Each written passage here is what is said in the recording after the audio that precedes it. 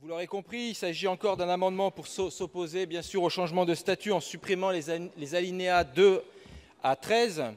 Alors, j'ai bien entendu qu'on nous avait expliqué qu'il n'y avait pas besoin de débattre sur ces éléments, que c'était qu'un point de détail. Je rappelle quand même qu'il y a une grève qui est depuis plusieurs semaines, qu'il y a quand même des inquiétudes, et il me semble qu'on est quand même sur un point plutôt important.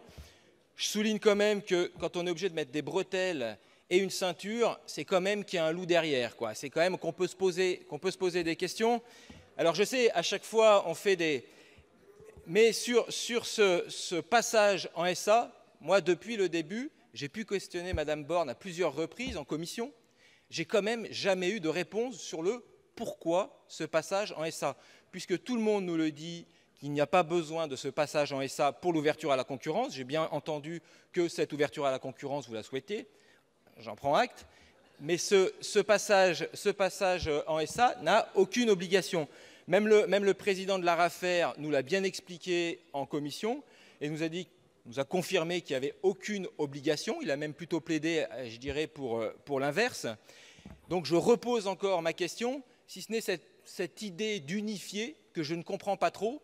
Pour moi, le seul avantage à passer en SA, c'est d'augmenter le capital. Comment on augmente le capital? On peut se poser des questions sur la suite de comment on va le faire.